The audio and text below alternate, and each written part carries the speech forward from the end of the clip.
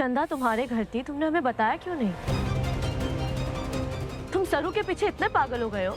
What's going on, वेद? तुमने इतनी बड़ी बात छुपाई, चल क्या रहा है तुम्हारे मन में? हम सब जानते हैं क्या चल रहा है आंटी। वेद अब भी सरू की केयर करता है।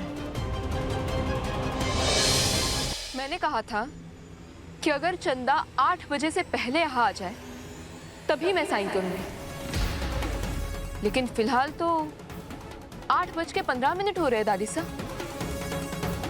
माफ करना दादी सा, लेकिन चंदा ने आने में थोड़ी देर कर दी।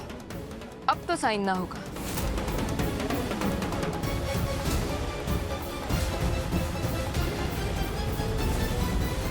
आज तो तुमने बेशर्मी और बदतमीजी की हद ही पार कर दी सरू। Shame on you.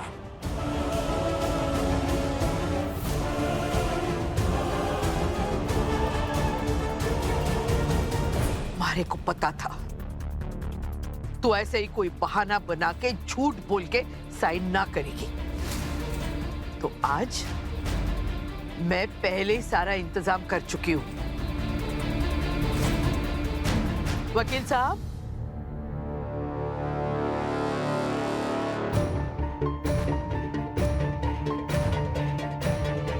वकील साहब,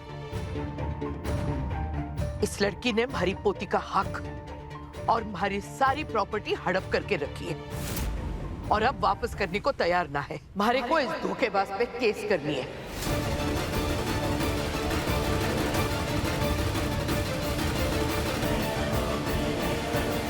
मैंने आपके कहने पर कागजी कार्रवाई शुरू कर दी थी। प्रॉपर्टी बिना आपकी मर्जी के ट्रांसफर की गई है। अगले 48 घंटे के अंदर जायदाद के सारे कागजात रद्द कर दिए जाएंगे और सब कुछ फिर से आपके नाम होगा।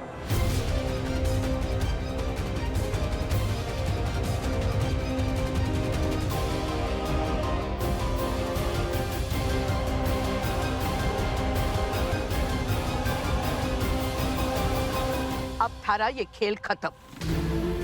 अब सब कुछ फिर से हमारे नाम हो जाएगा और मैं अपनी सारी प्रॉपर्टी चंदा के हवाले कर दूंगी और तू सलाखों के पीछे, समझी?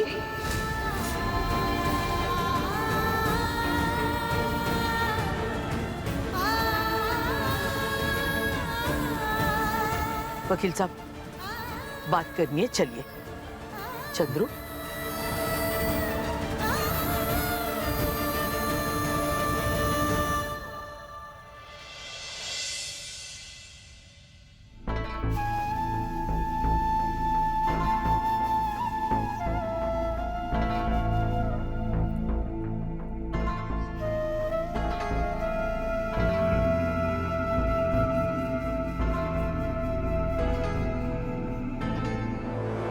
वेद, चंदा तुम्हारे घर थी, तुमने हमें बताया क्यों नहीं? तुम सरू के पीछे इतने पागल हो गए हो? What's going on, वेद? तुमने इतनी बड़ी बात छुपाई, चल क्या रहा है तुम्हारे मन में?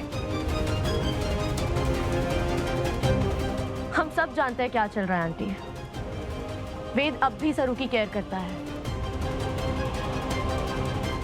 दिस इज मैडनेस वेद। इतना सब कुछ हो जाने के बाद भी तुम्हें सरू की असलियत दिखाई नहीं दे रही। तुम अब भी उसकी हेल्प कर रहे हो। हाँ, मैं हेल्प कर रहा था,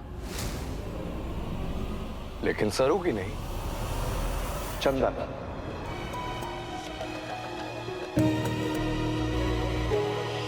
वो हेल्प मांगते हुए मेरे घर आई थी।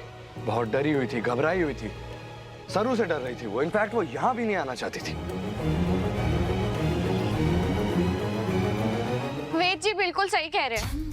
मैं बहुत ज्यादा डर गई थी, मुझे तो कुछ समझ ही नहीं आ रहा था। वो तो इन्होंने मेरी मदद कर दी। और यही बात करने मैं यहाँ आया था अनिका तुम्हारे पास, लेकिन तुम मुझे यहाँ मिली नहीं, इसलिए सीधा चला गया सरू के कमरे में उससे पूछने कि वो क्या कर रही है। राइट? राइट। सरू के रूम से आवाज तो आ रही थी।